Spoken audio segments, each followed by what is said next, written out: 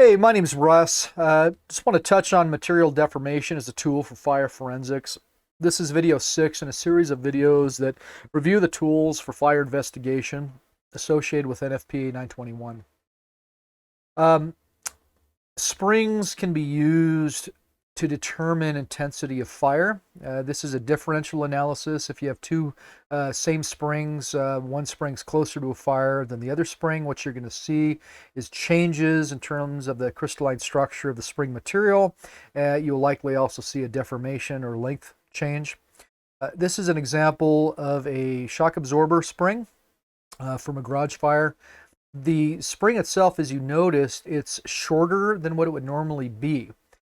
So originally it was under some compression, and the elevated temperature caused an annealing to occur that resulted in it losing that compressive force. And then when it retracted, when the temperature went down, you see that it deformed to a smaller size. There are different temperatures or different strengths, I should say, different strengths for different materials at different temperatures. And you can use that to your advantage in performing an analysis. For instance, mentioned before in one of my other videos that steel will typically deform at over 500 degrees Celsius. Structural engineers typically use 550 degrees Celsius as a threshold for which structural steel no longer can be relied on for strength. So this chart basically shows you the threshold for various strengths. You can do some calculations to determine what the force is on it, and then identify how much deformation occurred, and that is one way to determine what the temperature of that material was. So there's some steps for analyzing furniture springs. It's important that you understand this is a differential type analysis. One single spring is not necessarily going to give you much information. But if you have multiple springs on a couch, you can compare those springs in different areas of that piece of furniture.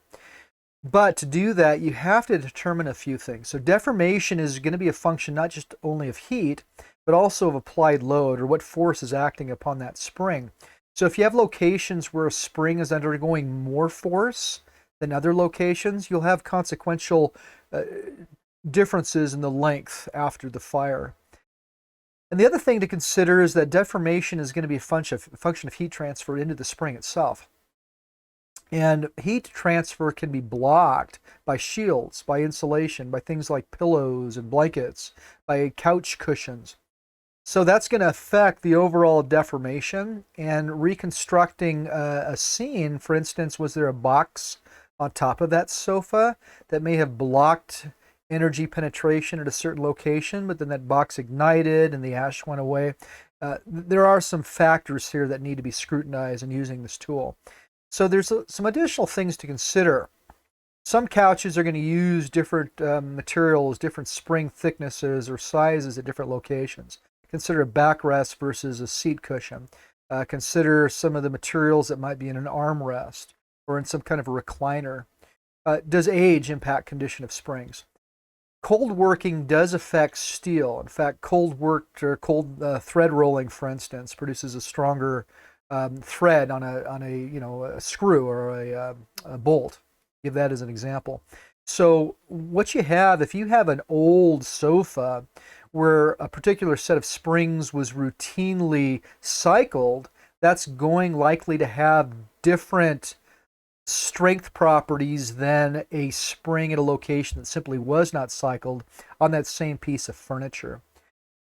Another factor to consider is the heat transfer associated with ventilation. So in post-flashover conditions, you might well have several bed springs. Some of those might be close to an open window or a cracked window or a door or something like that. What that's going to result in is more heat flux at the location where you have more oxygen than in other locations lacking that same oxygen content. Another thing to consider is because deformation is a function of heat transfer, and heat transfer is it's dependent on distance away from an energy source. You could have one portion of a couch closer to an energy source than another. And that's one of the principal uses for this analytical tool. is to determine, is basically point to a location where hotter fire could have occurred. So that's how you're going to use this. So it should be obvious that a couch where some springs are away from a fire will have less deformation than springs in the same couch closer to a fire.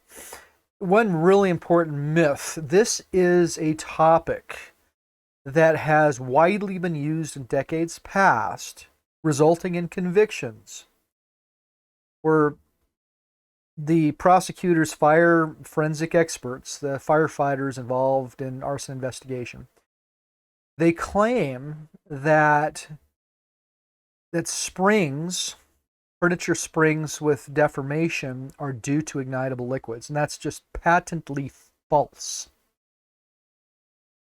There may be a time, 70 years ago when you could make that argument, maybe, very loosely.